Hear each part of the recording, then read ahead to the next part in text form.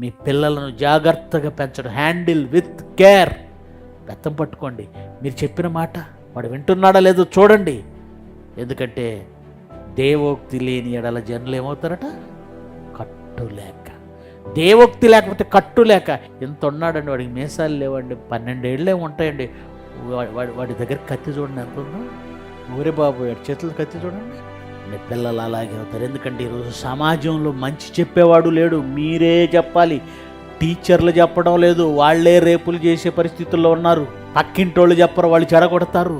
పెద్దలు చెప్పరు, వాళ్ళు ఇంకా పాడు చేస్తున్నారు. తల్లిదండ్రులారా, పిల్లలను భద్రం చేసే బాధ్యత దేవుడు మీకే ఇచ్చాడు. చిన్న పిల్లల్ని తీసుకెళ్ళి హాస్టల్లో పడేస్తారే, వాళ్ళంటే నాకు చాలా కోపం అండి. ఇలాంటి వాళ్ళకి పిల్లల్ని ఇవ్వడం వేస్తుంది. పిల్లల్ని పెంచలేని పనికి మాలిన సోమరులు అండి వాళ్ళు. మీ పిల్లల్ని అలా చేస్తారా? అలాగే చేస్తారా? మీరు ఏది విత్తుతారో ఆ పంటే కోస్తారు. మీరు ఏది చేస్తారో దానికి తిరిగి రిప్లై అదే వస్తుంది. దాని రిజల్ట్, నువ్వేది చేస్తావో అదే రిజల్ట్ వస్తుంది. నువ్వు చేసింది నీ నెత్తి మీదకి వస్తుంది.